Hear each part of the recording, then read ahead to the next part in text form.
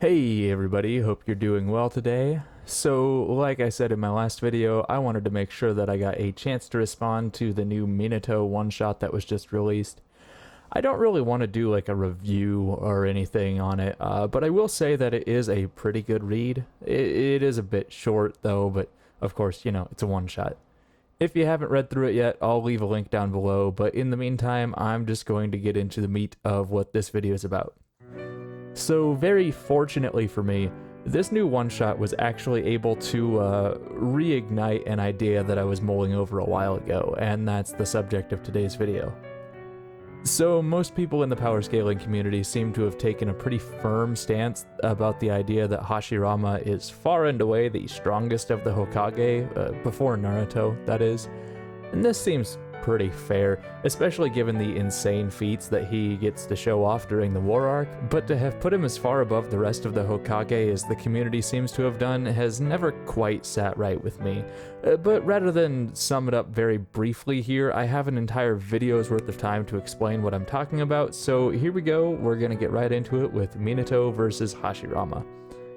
Now I want to quickly establish Hashirama since this video is both a reaction to the world within the spiral and a reaction to the things I've heard in the community over the last several years.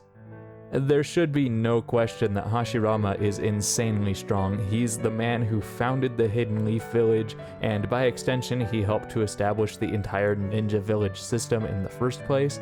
A byproduct of this was also a largely more peaceful world, which by the logic of the series would take someone pretty incredibly strong to accomplish. Hashirama was able to fight toe-to-toe with Madara Uchiha, who is one of the strongest ninja of all time, in a battle so grand in scale that it literally created a new landmark in the Land of Fire. He was able to capture the 9 different Biju except for the One-Tails, and was then confident enough in both his own strength and the strength of his village to distribute 8 of the tailed beasts to the other villages without fear of having the Hidden Leaf Village destroyed as a result. He has mastery over wood-style jutsu, which in addition to being able to suppress the chakra of his opponents, is able to create some massive constructs that rival or even dwarf the tailed beasts in both size and power. He has access to genjutsu, which we see with the Bringer of Darkness jutsu, and he has an always-on type of healing factor that renders him essentially immortal. Hashirama has one of the largest chakra reserves in the entire series, which makes him have nearly endless stamina as a result, and if you're still not sold on the fact that Hashirama is an absolute legend at this point, he has some pretty crazy feats that we get to see him do directly. Like I've already said, he was able to defeat Madara Uchiha, and I know I said this already, but what I didn't mention the first time is that he was actually able to do this twice. Once was during their legendary battle at the Final Valley, and the second time was during the Fourth Great Ninja War after the Ten Tails had been revived.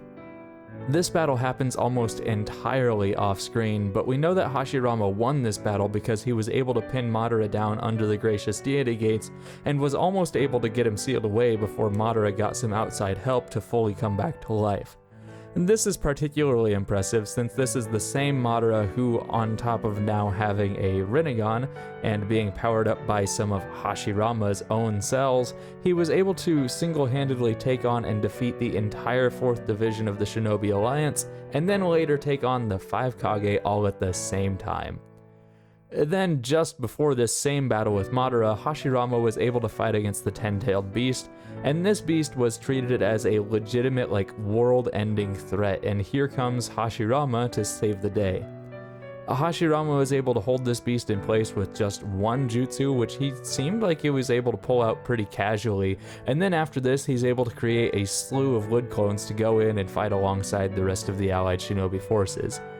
And if you're still not sold on his strength for some reason at this point, I can't ignore the fact that all of these feats that I just mentioned, except for his first fight against Madara, is Hashirama, and he's not even at his full power.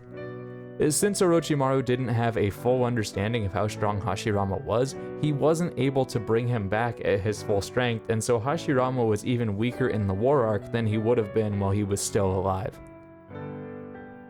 Now that I'm done deifying the first Hokage, it's time I got into explaining some things about the 4th Hokage.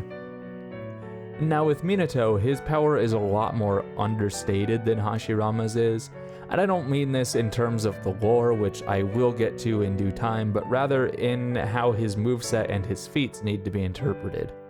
Like, I want to point this out about Minato before I really get deep into analyzing him, and that is that Minato seemed completely unfazed about the idea of having to fight the Nine Tails, and he only died to it because he was protecting both Kushina and Naruto at the same time. Like, people talk a lot about how easily Hashirama was able to defeat the Nine Tails and the other tailed beasts, but in all honesty, it seems like Minato was just as carefree about fighting the Nine Tails as Hashirama would have been. The first thing I need to address about Minato is that he is 100% without any doubt faster than Hashirama. I've seen people get the idea that since Hashirama should be stronger than Minato, that he should be faster as well, but this just couldn't be further from correct. Minato is repeatedly stated to be the fastest ninja of all time, and pretty much anyone who performs any sort of speed feat gets compared to Minato. Even the Raikage, someone whose main selling point is how fast he is, admits that he's only the fastest ninja in the world now that Minato is dead. And to take this a step further, it's possible to imply that A wasn't even talking about Minato's full speed, since the only time we've seen them directly interact with each other is while Minato is still a Jonin. And if you want to ignore the series-long hype of how fast Minato is, we can look at some of his feats too. Mostly these boil down to the same thing, that Minato can teleport and attack at essentially the same time. In his fight against Obito and later against Jubito, Minato is repeatedly shown to be able to teleport directly to one of his flying Raijin seals and attack before his opponent can react.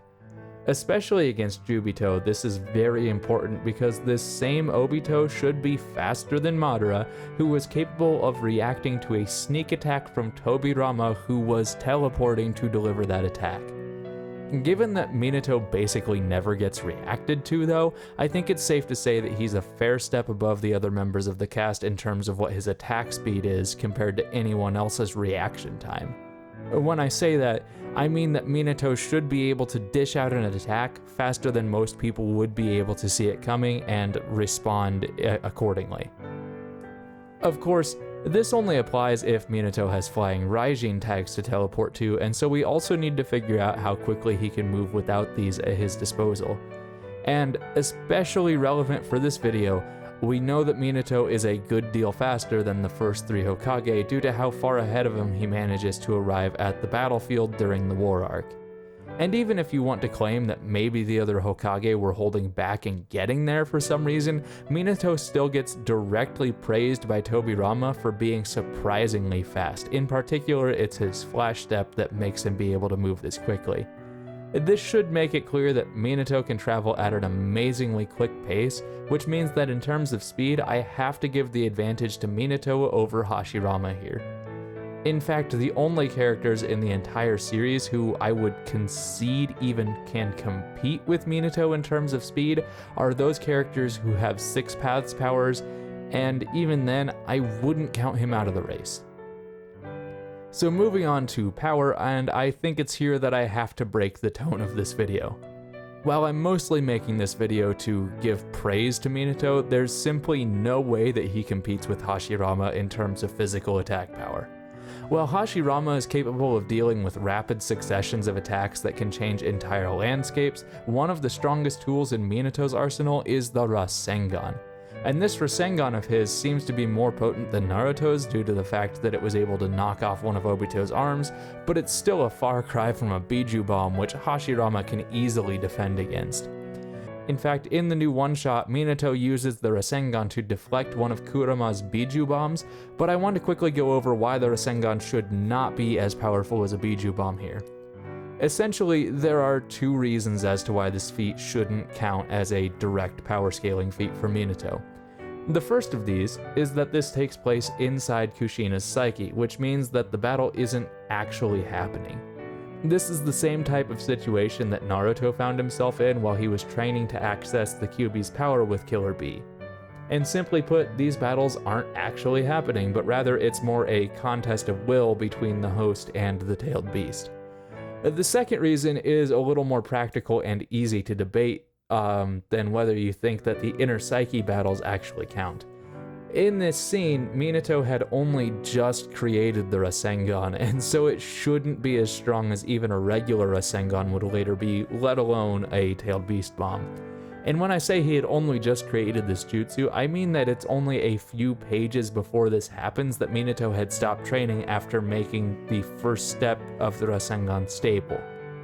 Another way to look at this is that since Minato uses a freshly created incomplete Rasengan to do away with the Tailed Beast Bomb inside Kushina's psyche, I think it's fair to argue that this isn't the actual reality of how powerful the technique is, given that later on in his life, a Ninetales Tailed Beast Bomb is fired directly at him, and he opts instead to teleport it away with a flying Raijin barrier rather than deflect it with the Rasengan.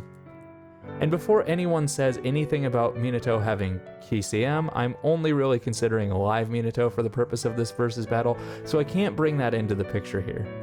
On the note of Minato being alive, I'm also not granting that he could use Sage Mode in this fight, since he literally opted to die in a fight against Kurama before he chose to rely on Sage Mode. So if Minato is so averse to using this skill, I think that it's likely he won't bust it out against Hashirama if we're keeping the two in character. So yeah, I don't think I need to keep going any further about the fact that Hashirama should have more attack power than Minato does. But like I said earlier in the video, any chance that Minato stands in a fight against an opponent like this doesn't come down to how hard he can hit, but rather if there's another tool in his arsenal that could bypass Hashirama's durability and possibly steal the win. And I do think a win condition exists for Minato here, and that's his insane talent with sealing jutsu. Now is the time that I finally get to bring up what reinvigorated this debate in my mind after reading the new one-shot, and it's this page that I'll have up on screen now. On this page, the Ninetales himself compares Minato directly to Hashirama. Now, this of course doesn't count as a one-to-one correlation between the two ninja, but it does at least mean that Minato's sealing jutsu should be on par with what Hashirama could do. And not only this, but this is a Minato who is significantly younger and less skilled than the one who would later become Hokage and subsequently the version of him that we're using in this matchup, so I really want to break this down a few different ways. The first is to take it as literally as the words on the panel from the English translation say. If you do this, Kurama seems to think that a 15-year-old Minato is as strong a shinobi as Hashirama was, which he would know a good deal about because Kurama has gotten to directly interact with Hashirama in a full-on battle. I don't think this is the most likely interpretation of the statement though, especially since you could also interpret it in the way that I've already said, which is that Minato's sealing jutsu is on par with Hashirama's already. And this seems pretty likely since Minato is directly improving on one of the Uzumaki clan's sealing jutsu in the panel directly before this. Lastly, and what I think is the most likely interpretation of this page, is that Kurama is comparing the level of talent between Minato and Hashirama. After all, Minato is still only a young teen here, and so it seems a little far-fetched to compare him directly to Hashirama at this point. Once again, his Rasengan isn't even fully mastered yet, since it's stated that it took Minato several years after this to complete the jutsu, and he had only just gotten the first step of forming it down. What makes this comparison of talent seem even more likely to me is that only a few panels after this, Minato claims that Kushina is stronger than him, and if the writing style is in such a way that we're supposed to take this literally, then this would mean that Kushina is also above Hashirama, which I don't think anyone would think is true. So rather than taking this at face value, I think it's much more fair to assume that Kishimoto was making general statements about the personal character of the two rather than their actual power. But even still, this is some awfully high praise coming from someone as jaded and cynical as Kurama is, which brings me back to how Hokage Minato would do against Hashirama in a fight. Of course, it seems that Hashirama has the upper hand here since he has more attack power and durability than Minato does. Honestly, if Minato takes even a few attacks from Hashirama, it's likely he's gonna go down. That said, I do think that Minato is significantly faster than Hashirama is, and so he should be able to do some hit and run tactics against him. Minato's also one of the smartest characters in the whole series, given the fact that he has the highest ever written exam score in the Chunin exams, so it shouldn't be too hard for him to come up with the strategy of, don't let that guy hit me. And then it would mostly come down to this after that the fight will end when either Minato manages to seal Hashirama away through some jutsu like the Reaper Death Seal or something, or when Hashirama finally manages to devise a counterattack against Minato that traps him in an inability to avoid incoming damage. Even Hashirama's summons that he can pull out shouldn't be much of a factor in this fight, since Minato should easily be able to avoid them, and so I do think the fight would boil down to a situation that is truly this simple. In this case, it's time I finally get to my verdict on who would win, and it may surprise some of you to hear this after this entire rant, but I honestly think that it's Hashirama that would take the victory here. I know I just spent the entirety of this video hyping Minato up, but there's a couple good reasons I think Hashirama would take the win. First off, Hashirama is also very good at sealing jutsu, and so even if Minato can establish the contact he needs to seal Hashirama away somehow, it's possible that Hashirama may be able to counteract this jutsu with a sealing jutsu of his own, or even undo the seal. In the event that this fight takes a very long time, Hashirama has a near inexhaustible chakra supply too, meaning that he either outlasts Minato or Minato has to flee from the battle, meaning that Hashirama would win by default. And lastly, even with a significant speed advantage, it's not like Hashirama's just going to stand still and let Minato beat him up. With the danger sensing ability of Sage Mode and the fact that Hashirama could probably kill Minato in only a couple of attacks, I think it's more likely that Hashirama could manage to land some counterattacks before Minato could sneak in a powerful enough sealing jutsu to get the job done. And so there it is, my verdict on the debate between Minato and Hashirama. Just because I think Minato would lose though doesn't mean I think he's weak, and honestly I think that he's the third strongest Hokage, immediately behind Naruto and Hashirama. If you think differently from me though, go ahead and leave me a comment down below. I hope you all enjoyed this video, and I'll hope to see you in the next one, but until then, stay safe and have a good rest of your day. Goodbye.